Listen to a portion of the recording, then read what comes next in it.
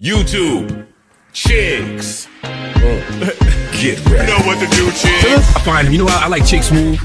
Chick Smooth is somebody I really enjoy listening to on YouTube because Chick just got an intellectual curiosity about things. Hey man, Charlamagne does not want to see Drake talk about Kendrick anymore. Now, last month, Charlamagne actually called out Drake and said, bro, you and your fans are the only ones keeping this beef alive. Because you keep dropping records where you're sneak dissing Kendrick or sneak dissing the battle, you got the lawsuit going on. And on top of that, you're also on social media adding more fuel to the fire. Now, this all came after the Jay-Z conversation where Jay said he does not want to see battle rapping anymore in hip-hop. All because the stands go crazy on both sides. Well, after we officially got confirmation from Drake that his upcoming album Iceman is going to be dropping May 15th, Charlamagne is once again putting out a warning to Drake. Brother, move on and do not diss Kendrick Lamar. Nobody wants to see you spin the block and end up suing again. Just put out club records for your fans and move on. Came there with flamethrowers, pitchfork. Listen, I love it. The reason I love it is because nobody does rollouts anymore. Everybody think they fucking Beyonce from 10 years ago and they can drop. And it's like, nah, do a motherfucking rollout. And the funny thing is, I see people on social media saying, man, fuck all these gimmicks and these antics. Just drop the motherfucking music. Let us build it up a little bit, man. There used to be a time where people used to build things up. They would do proper rollouts. And the reality is Drake can't afford, he's not going to flop, but he can't afford anything less than crazy numbers because of the social media narratives that's going to happen if he don't. Yeah, and people are already saying here, hey, this track for Kendrick and maybe J. Cole. Nobody want to hear that. Nobody want to see you reheat cold French fries. There ain't no circle in the block. Just go ahead and make your records for the club. You know go ahead he's and make your records for the ladies. Yeah. Like, keep it moving. Nobody want to see you circle the block. You lost. And by the way, that's what I was always telling folks when it came to Drake. He's still Drake, but you lost a rap battle. That's it.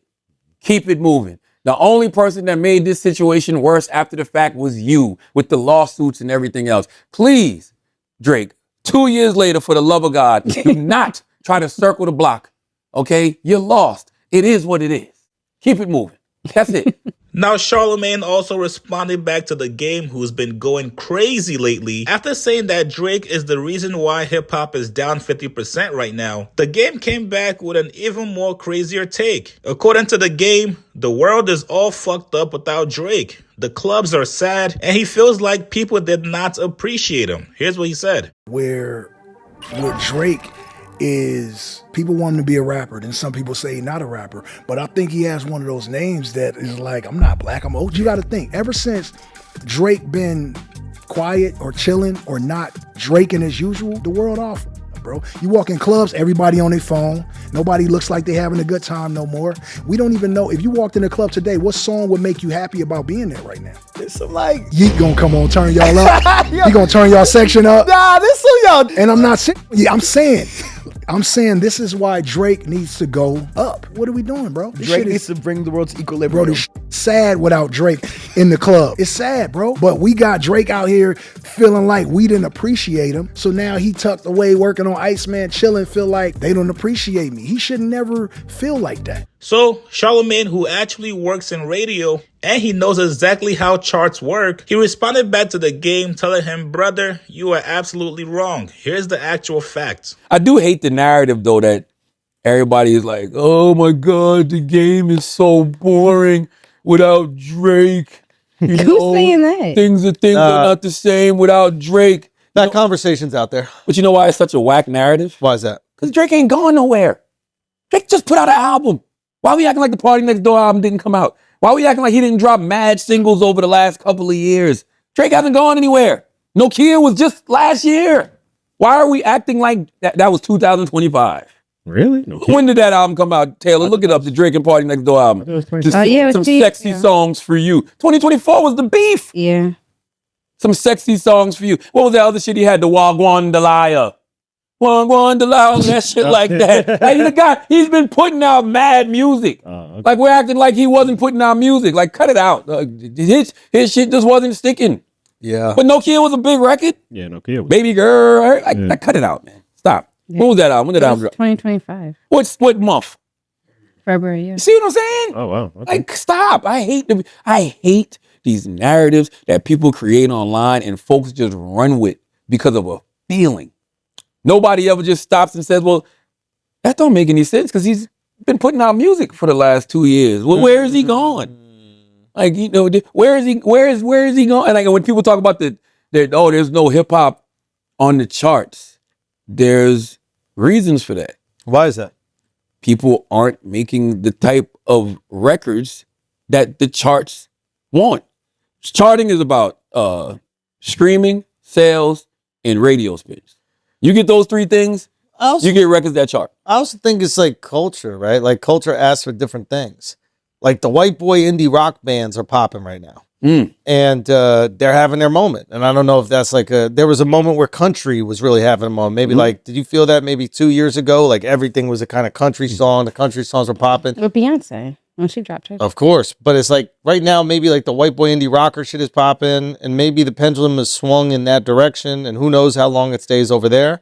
But also the charts is just one metric. The number one streamed genre in America is still hip hop and R&B. Sure. The number 2 streamed genre in the whole world is still hip hop and R&B. Number 1 is pop. And so and even that's sketchy, right? Because pop is everything. I'm more just saying like there's moments in time where like EDM is super popular. Yeah. Everybody's getting behind that. There's moments where different genres are going to be more popular than others. And I think this feels like the first moment in our lives where hip hop isn't, or in the last 2 decades, where hip hop isn't the only pop culture driving force. 2 years ago, we was having the same conversation. Yeah, 2 years. Well, I think that's when it started. Yeah, 2 years ago, before the Kendrick Drake beef, which everybody says is the reason hip hop isn't charting. No, I don't think that's the reason why it's in charting, but I think that was like a massive zenith, right? Like for the genre.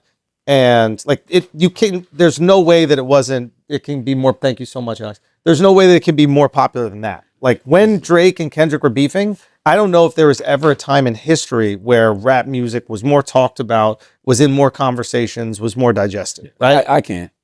You can? Yes. When? A bunch of times, bro. Like we are such. When? I'm talking about internationally. Keep in mind. Okay, all right, go. Let's go back to the early 2000s when you had Eminem, Nelly, Jay-Z, Yeah, but look how far you just DMX, went back. Ludacris. But no, I'm saying they were all on the charts at one time. But I said in the last 2 decades. That's 2 decades. That's more than 2 decades ago. Early 2000s. Only We're in 2026. 2026.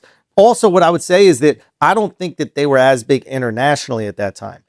Rap music has transcended nations, right? Over the last 2 decades, you go to any part of the world and you're in a club, you're going to hear rap music. I remember when I was living in Barcelona, when I was 20 years old, we had to go to a specific club that played rap music because it wasn't ubiquitous. So they also changed the rules as well. But also the charts is just one metric. Right. Like I said, hip hop, R&B is still the number 1 most streamed genre in America. Just because it's not charting doesn't mean anything. It just means that all the dots haven't connected for certain artists. You need streams, you need radio sales, and what was the other thing? Streams, radio spins, and sales. I also think that like the new generation of young hip hop artists hasn't impacted. That's right. The greater culture of like music listeners. It's coming though. No, I'm sure it is. Yes, but what I'm sir. saying is like right now we're still listening to guys who are like, they're our age, they're in their 40s. Like the top guys in the game are in their 40s. There's nothing wrong with that, but like music is usually dominated by the youth. It's coming. Marco Plus is on the way. Ruben Vincent is there. Like the Kai Cashes of the world, the Chris Patricks of the world, all of them youngins is right there. And that's the other thing. Like you said, there's a new wave of hip hop coming and they're still learning how to connect the dots.